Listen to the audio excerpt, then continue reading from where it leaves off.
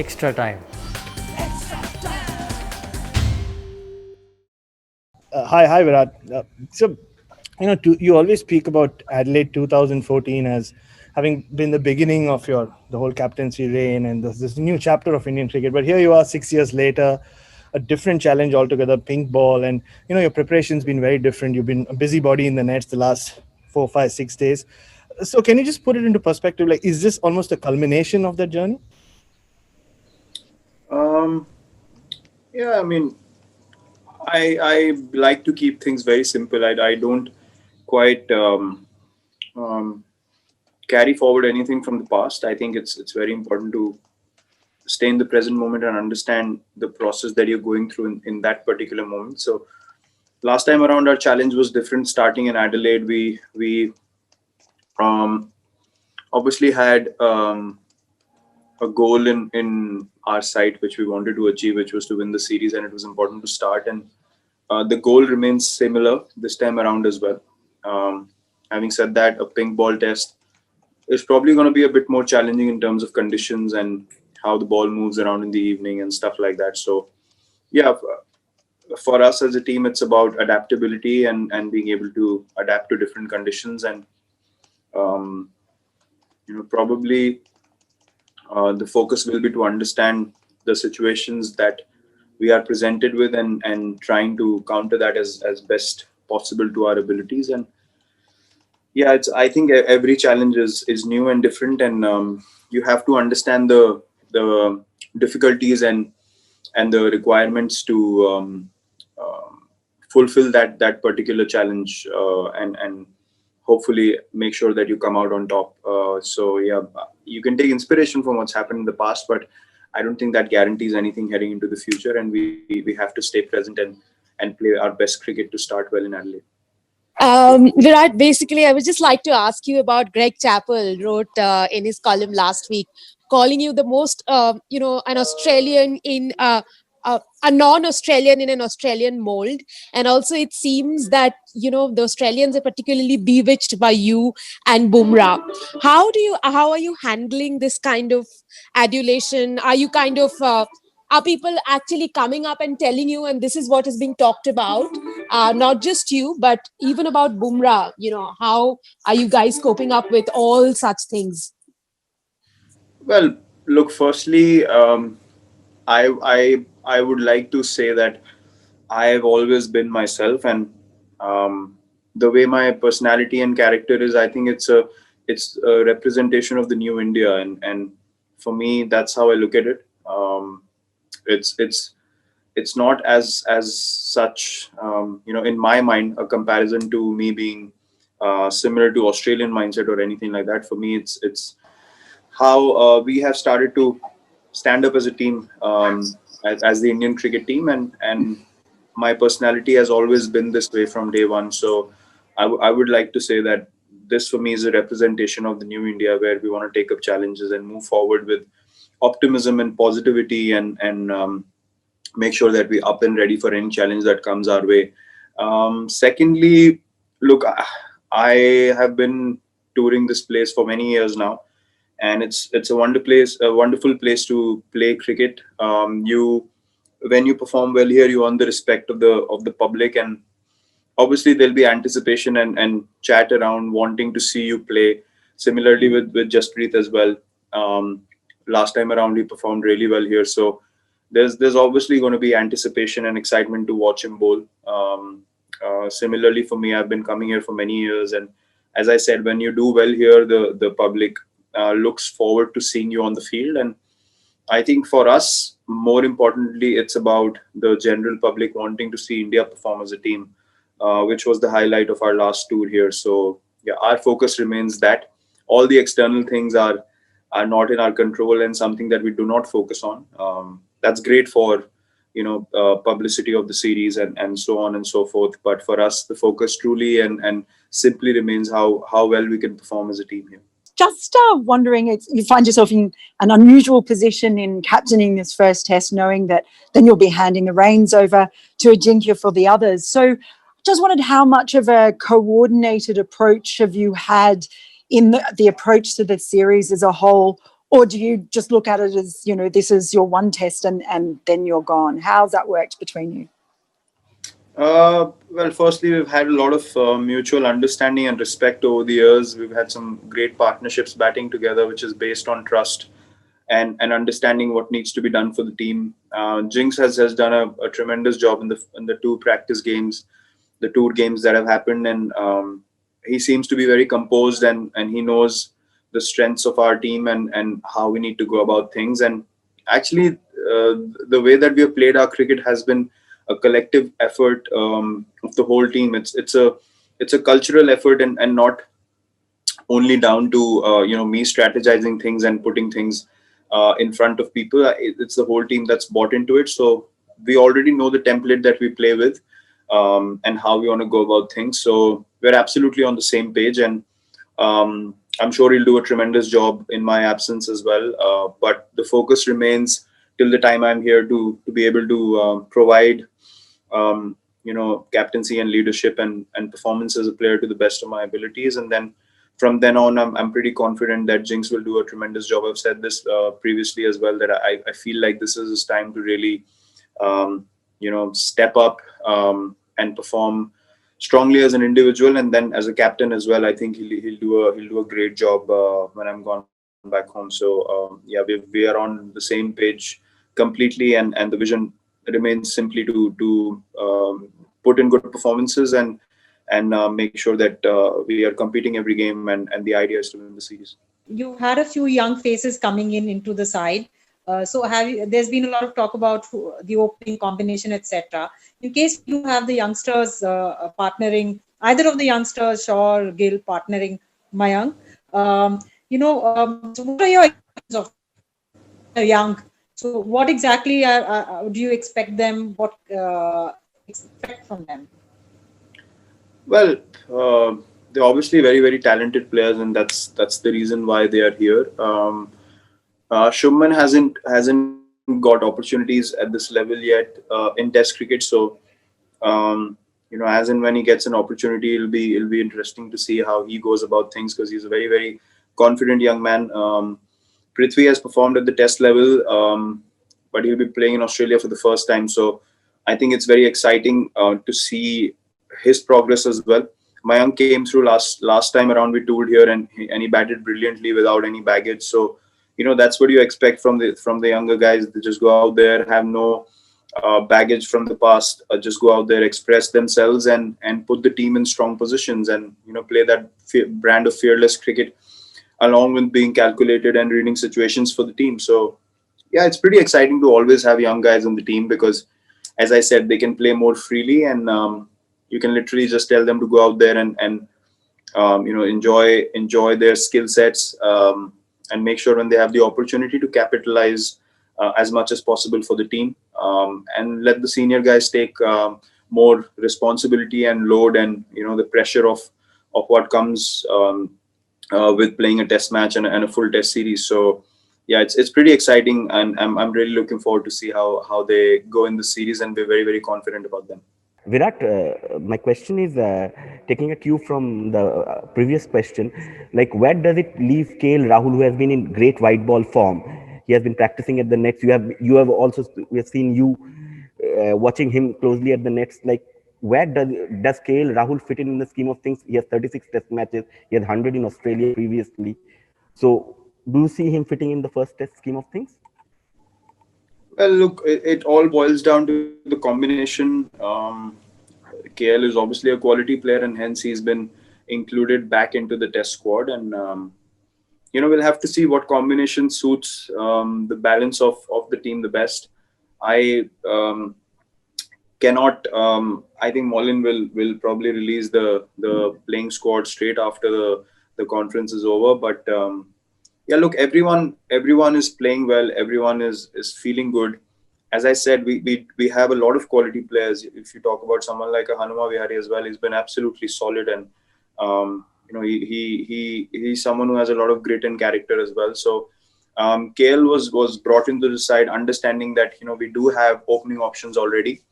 And when Rohit comes back into the team, we have another opener who's established and is going to start So KL, where he fits and how he fits is a conversation that we'll have to monitor closely. But yeah, look, we have to bring our best squad to Australia, and then whatever combination you want to go in with, which is the best suited for the team's balance, according to those conditions as well, is the one that you're going to go forward with. So yeah, so Molin will release the team straight after the conference is done. Just want to ask, with the pink ball, there's so many sort of various factors. Can you even like plan for a test match like this? Because, you know, with the sun setting, you don't know when you're going to bowl bat. Is it so difficult to plan? It's almost based on what comes in front of you.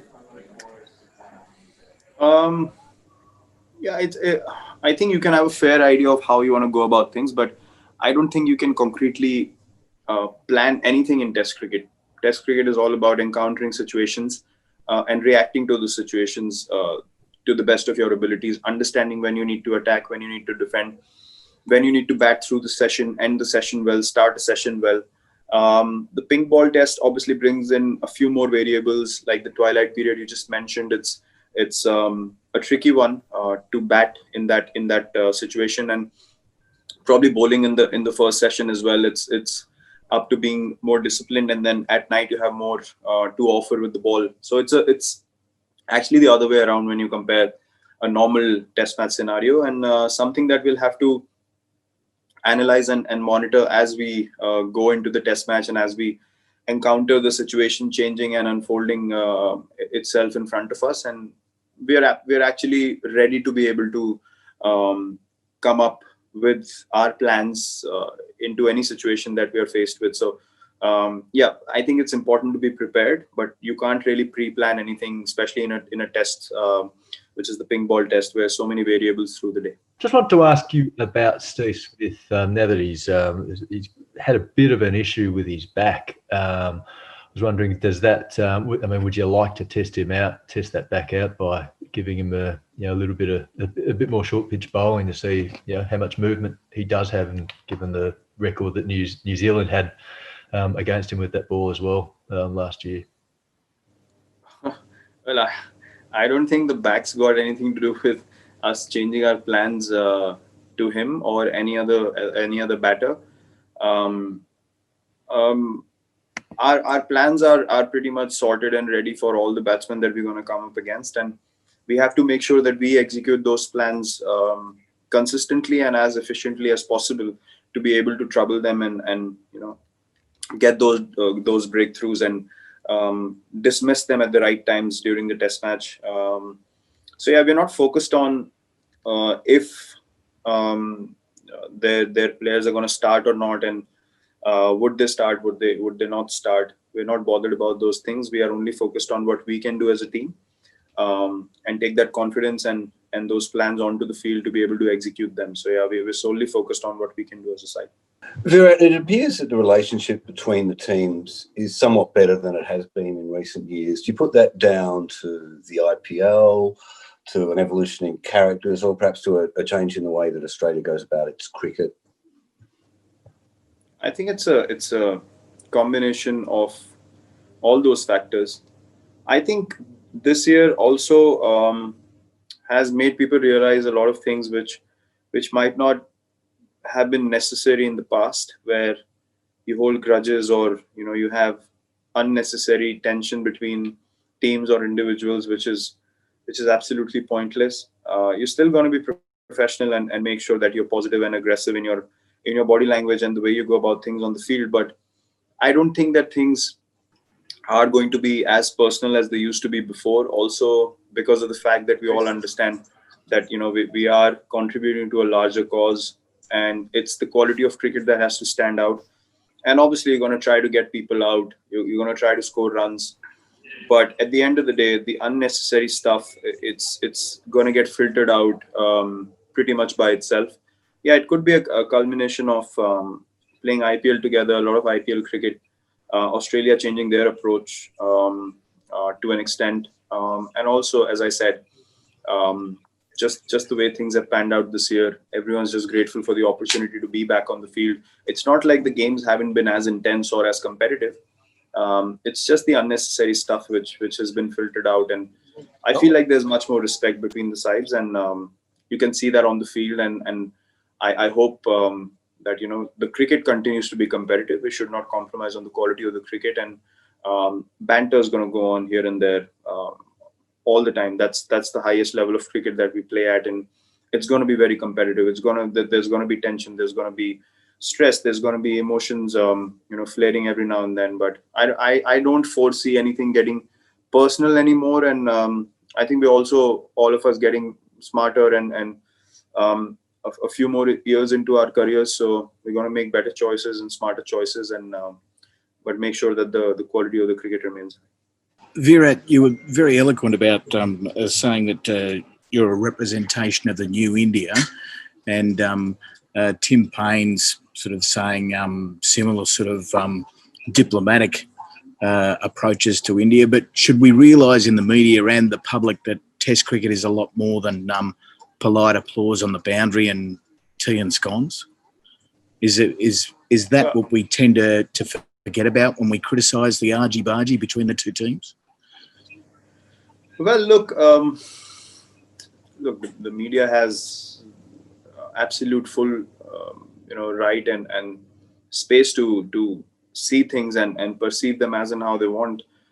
For us as cricketers, we understand that we do what is required for the team in that moment, to make sure that they're moving forward as a side, whether it's standing up to some chirp on the field or just being aggressive in our plans and in our body language as a side. I think, look, at the highest level, as I said, the quality of cricket cannot be compromised. If you're stepping onto the field thinking, yeah, we'll have smiles and handshakes throughout the day, and we're not going to be as competitive or as aggressive in our body language, then I think that's a wrong idea to have. You have to maintain the dignity of the sport, but you also have to understand that you're competing at the highest level with two quality sides going at each other, and there are going to be moments where things are going to get difficult and teams are going to stand up against each other, but not in a disrespectful way is what I meant. There's definitely a lot more to Test cricket. Appreciation for someone's performance or someone's grit and character comes at the end of 5 days, is what I believe. And through the 5 days, obviously, the crowds are going to try to make things as difficult for us as possible. We are going to try to make things as difficult as possible for the opposition. And that's the beauty of Test cricket. You can appreciate the efforts put in by both teams at the end of 5 days and make sure that you don't carry anything off the field from there on, is what I meant. So, but on field, things are going to be competitive. It's going to be high voltage cricket because we have quality players on both sides, and they're all hungry and eager to perform for their teams and make sure that they help their team win. So yeah, it's definitely going to be as competitive as it's always been over so many years between India and Australia. Virat, पूछना चाहता था कि आप हमेशा बोलते हो कि staying in present important है, और ऑस्ट्रेलिया के इतने सारे मैचेस देखने के बाद पता चलता है कि वो मोमेंटम तोड़ने में माहिर है. समझो हमने एक सेशन अच्छा खेला, end of the session, end of the day 2 wicket ज्यादा निकालेंगे और वो एडवांटेज का ड्यूस हो जाता है. तो कई सीनियर प्लेयर ये भी बोलते हैं कि 2 घंटे के 3 मैचेस दिन में हम खेलने के सोचते हैं तो ऑस्ट्रेलिया के खिलाफ खेलें. तो आप इसमें कितना विश्वास रखते हो कि ball by ball, hour by hour, session by session हमें जीतना पड़ेगा, अच्छा खेलना पड़ेगा? बिल्कुल सर, आई थिंक काफी एक्यूरेट बात है. और हम लोगों का माइंडसेट यही रहता है, हम लोग डिटर्मिनेशन के साथ फील्ड पे जाएं, तो उस डिटर्मिनेशन टीम के लिए, अपने सेल्फिश स्पेस के लिए नहीं, अपने रन्स के लिए नहीं, बट टीम के लिए, कि टीम को क्या जरूरत है. उस डिटर्मिनेशन में आपको हर तरीके के सॉल्यूशन मिलेंगे कि हमें अभी रन बनाने टीम के लिए, अभी हमें 1 घंटा खेल के निकालना है, एंड ऑफ डेज प्ले है या टी से पहले आधा घंटा है.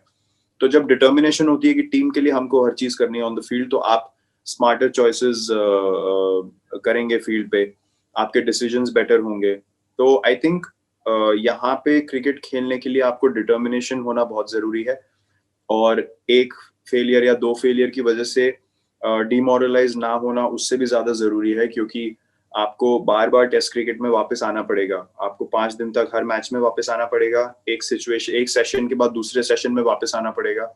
तो उसके लिए डिटर्मिनेशन बहुत जरूरी है और अपनी एबिलिटी में बिलीफ बहुत जरूरी है. और हम लोग इतनी टेस्ट क्रिकेट खेले हुए हैं, हमें पता है कि अगर हम अपना माइंडसेट ठीक रखेंगे तो हम सॉल्यूशन जरूर ढूंढेंगे.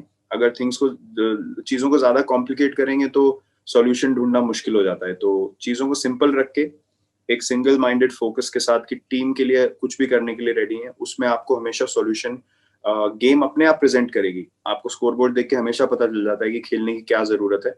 अगर आप प्रेजेंट मोमेंट में हैं तो आप उस सिचुएशन के हिसाब से ही वहां पे सॉल्यूशन जो है वो निकाल पाएंगे।